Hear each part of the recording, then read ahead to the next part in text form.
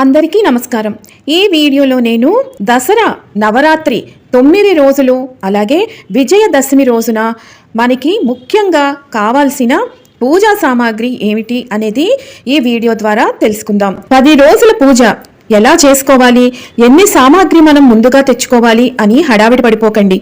నేను చెప్పే ఈ లిస్ట్ ప్రకారం మీరు ముందుగానే సిద్ధం చేసుకుంటే ఎటువంటి హడావిడి లేకుండా నిర్భయంగా హాయిగా మీరు 10 రోజులు కూడా పూజను నిర్వహించుకోగలరు. కాబట్టి ఆ లిస్ట్ ఏంటో తెలుసుకుందామా? మొదటిసారి ఛానల్ని చూసేవాళ్ళు మా ఛానల్ని సబ్స్క్రైబ్ చేసి పక్కనే ఉన్న బెల్ ఐకాన్ని ప్రెస్ చేయండి. దీనివల్ల మీకు రానున్న ఆధ్యాత్మిక వీడియోస్ అన్ని కూడా నోటిఫికేషన్ ద్వారా మీకు అందుతాయి. అలాగే మీరు ఎటువంటి వీడియోని మిస్ కాకుండా చూడగలరు. మా వీడియోస్ మీకు నచ్చినట్లయితే లైక్ చేయండి, షేర్ చేయండి. నవరాత్రి పూజకు ముందుగా సిద్ధం చేసుకోవాల్సింది దుర్గాదేవి అమ్మవారి ప్రతిమ, లేదు అంటే కనుక చిత్రపటాన్ని. మీరు నిత్యం చేసుకునే పూజా మందిరంలో ఉన్న విగ్రహాన్ని మీరు ఉపయోగించుకోవచ్చు, అలాగే చిత్రపటం. ఒకవేళ మీరు కొత్తగా ఈసారి చిత్రపటాన్ని గాని విగ్రహాన్ని గాని కొనాలి అనుకుంటే కనుక అమ్మవారి రూపం ఎలా ఉండాలి అంటే అష్టభుజాలతో ఉండాలి, సింహవాహిని అయి ఉండాలి, అష్టవిధ ఆయుధాలను ధరించి ఉండాలి, సౌమ్యమూర్తి అయి అభయ ప్రదాయినిగా అమ్మవారు చంద్రవంకను కలిగి ఉండాలి. అదే చిత్రపటం అయితే కనుక వీటితో పాటు అమ్మవారు ఎర్రని వస్త్రాన్ని చీరగా ధరించి ఉన్నదైతే చాలా శుభప్రదమైనది. ఇక తరువాతది కలశ స్థాపన.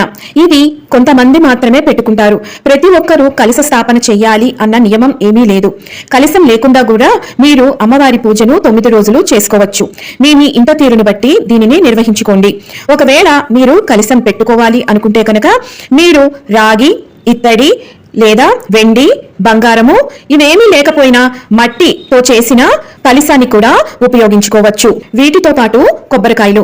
కలశం పెట్టుకునే వాళ్ళు ఒకటి కలశానికి ప్రతిరోజు ఈ 10 రోజులు ఒక కొబ్బరికాయ కొట్టాలి అనుకునే వాళ్ళు ఒక 10 కొబ్బరికాయలు, అంటే మొత్తం కలిపి 11 కొబ్బరికాయలను సిద్ధం చేసుకోండి.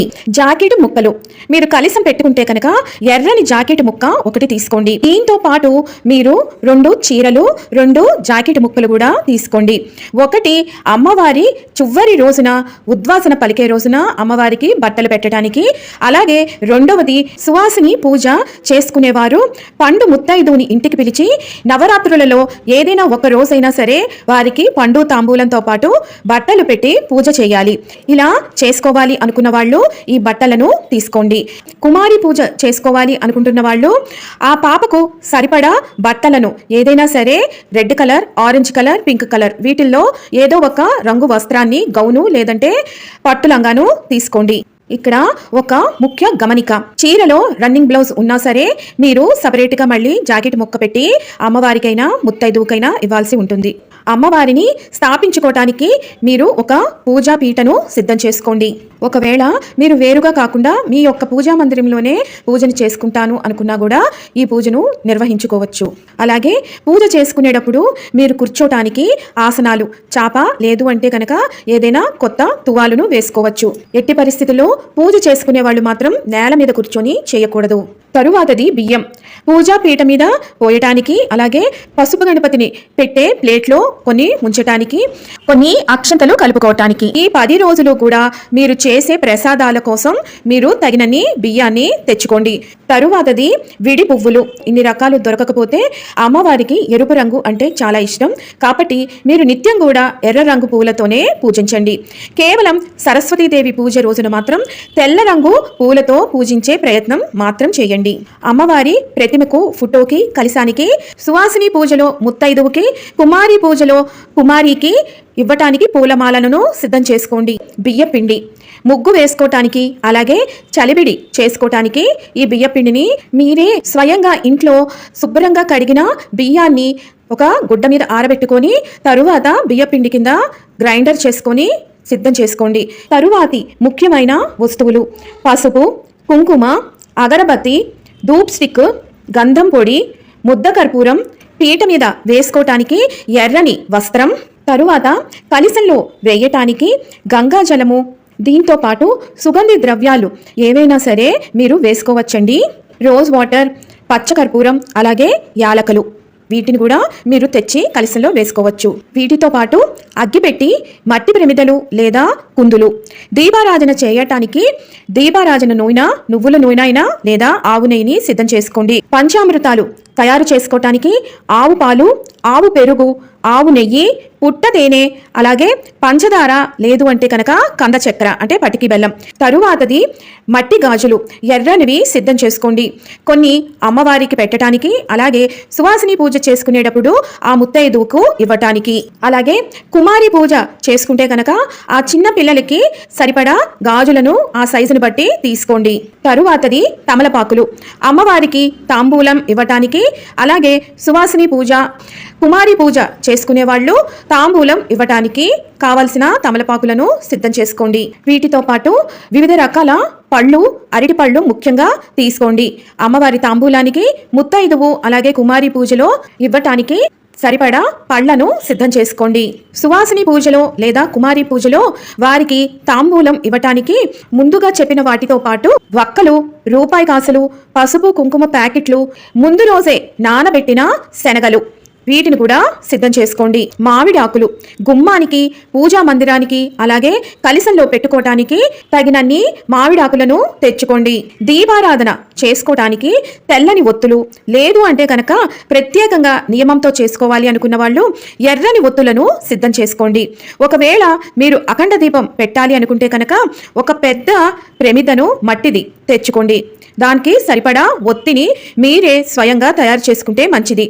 తరువాతది పంచపాత్ర, ఉద్ధరిణి, అరివేణి, ఇవి రెండుగా తీసుకోండి. ఒకటి మనం ఆచమనీయం చేయటానికి, రెండవది అమ్మవారి ఉపచారాల కోసం. అలాగే హారతి పళ్ళం, గంట, అలాగే అమ్మవారి పంచహారతికి కుండ ఒత్తులను సిద్ధం చేసుకోండి. బియ్యము, పసుపు, ఆవు నెయ్య కలిపిన పసుపు అక్షంతలను సిద్ధం చేసుకోండి. కొంతమంది ఎరుపు అక్షంతలను కలుపుకొని పూజ చేస్తారు. రెండిట్లలో ఏదైనా పర్లేదండి, మీరు వేటినైనా సిద్ధం చేసుకొని పూజ చేసుకోవచ్చు. తరువాతది పత్తి వస్త్రాలు. పత్తిని తీసుకొని పసుపు నీళ్లలో తడిపి దానికి కొంచెం గంధం అలాగే కుంకుమను అద్ది వీటిని 2 వస్త్రాలుగా సిద్ధం చేసుకోండి. ఇది ఏ రోజు వస్త్రం ఆ రోజున మీరు తయారు చేసుకోవాల్సి ఉంటుంది. యజ్ఞోపవీతాలు, ఒకటి అమ్మవారికి, ఒకటి పసుపు గణపతికి చేసుకోవాలి. వీటితో పాటు మీరు సువాసిని పూజ చేసుకున్న, కుమారి పూజ చేసుకున్న వారికి కాళ్లకు పారాణి పెట్టాల్సి ఉంటుంది. అమ్మవారి సేవ కోసం చామరం. ఇక తరువాతది అమ్మవారికి ఏ రోజుకు ఆ రోజు ప్రత్యేకమైన నైవేద్యాలను సమర్పించాలి. బెల్లాన్ని కూడా మీరు ఉంచుకోండి. ఇది విఘ్నేశ్వరుడికి నైవేద్యానికి, అలాగే మీరు ఏదైనా పదార్థాలను అలాగే మహా నైవేద్యం సమర్పించేటప్పుడు తప్పనిసరిగా ఒక చిన్న బెల్లం ముక్కను పక్కన పెట్టాలి. దానికోసం బెల్లాన్ని కూడా సిద్ధం చేసుకోండి. వీటితో పాటు ఒక పాత్రను కూడా చిన్న ప్లేట్ లాంటిది పక్కన పెట్టుకోండి. అమ్మవారికి వివిధ రకాల ఉపచారాలు చేస్తున్నప్పుడు ఆ నీటిని ఉద్ధరినితో చూపించి ఈ పాత్రలో వదలవచ్చు. అలాగే అభిషేకం చేసిన తర్వాత అమ్మవారిని శుద్ధి చేయడానికి కొన్ని మంచినీటిని కూడా పక్కన పెట్టుకోండి. వీటితో పాటు మీరు చేతులను శుభ్రపరచుకోవడానికి ఒక నాప్కిన్. 9 రోజులు పూజ అయిపోయిన తరువాత విజయదశమి రోజున మీరు ఉద్యాపన చేసుకొని 9 మంది ముత్తైదువులకి గాని, లేదా 5, 3, లేదు అంటే ఒక్క ముత్తైదువుకైనా పండు తాంబూలం ఇస్తే చాలా మంచిదండి. దానికి సంబంధించిన వస్తు సామాగ్రి ఇందాకే నేను తెలిపాను, అవే ఇక్కడ కూడా సరిపోతాయి. అలాగే పచ్చి నిమ్మకాయలను తీసుకోండి. మీరు అమ్మవారి పాదాల దగ్గర వీటిని పెట్టి పూజ చేసుకొని మీ ఇంటికి గాని, మీరు నడిపే వాహనానికి గాని కట్టుకుంటే ఇంటికి ఉన్న దృష్టి దోషాలు, వాహనానికి ఏమైనా దోషాలు ఉన్నా కూడా తొలగిపోయి ఎటువంటి ప్రమాదాలు జరగకుండా ఉంటాయి. అలాగే వీటితో పాటు ఆవు పిడకలు, చిన్న చిన్నవి అమెజాన్లో అయినా లేదు అంటే పూజా సామాగ్రిలో అయినా అమ్ముతున్నారండి, వాటిని కూడా తెచ్చుకోండి. ప్రతి నిత్యము కూడా మీరు దశాంగం పొడి, అలాగే గుగ్గిలం లేదా సాంబ్రాణి, వీటితోటి ఈ ఆవు పిడకలతోటి మీరు ధూపం వేస్తే కనుక అమ్మవారికి చాలా ఇష్టం. అలాగే మీరు చేసుకునే దీపారాధన అలాగే కుంకుమలో కొంచెం జవ్వాదు కలిపితే కనుక సుగంధభరితంగా ఉంటుంది. కాబట్టి ఒక జవ్వాదు ప్యాకెట్ ని తీసుకోండి. వీటితో పాటు చిట్టి గాజులు, ఇవి రకరకాలు అమ్ముతున్నారండి, ఎరుపు, ఆకుపచ్చ, పసుపు, ఇవైతేనే శ్రేయస్కరం. తెచ్చుకొని మాలగా గుచ్చుకొని మీరు అమ్మవారి మెడలో వేయొచ్చు. అలాగే వీటితో పాటు అష్టోత్తరం కూడా చదువుకోవచ్చు. చిట్టి గాజులతో పాటు మీరు తామర గింజలు, లక్ష్మీ గవ్వలు, గోమతి చక్రాలు, శ్రీఫలం, ముత్యాలు, వెండి పువ్వులు, లేదు అంటే బంగారపు పువ్వులు. మనకి మొత్తం 10 రోజుల పూజ ఉంటుంది కాబట్టి ఒక్కొక్క రోజు ఒక్కొక్క రకం తోటి మీరు పూజను చేసుకోవచ్చు. ఈ చివరిలో చెప్పినది ఆప్షనల్ అండి, మీ దగ్గర ఉంటే ఉపయోగించుకోండి, లేదు అన్నా పర్వాలేదు. విన్నారు కదా, దసరా 10 రోజులకి ప్రతి పూజకి సంబంధించిన లిస్టును నేను ఇక్కడ ఇచ్చాను. మరొక వీడియోతో మళ్ళీ మిమ్మల్ని అందరినీ కలుసుకుంటాను. సెలవు మరి. సర్వం ఈశ్వరార్పణమస్తు. స్వస్తి.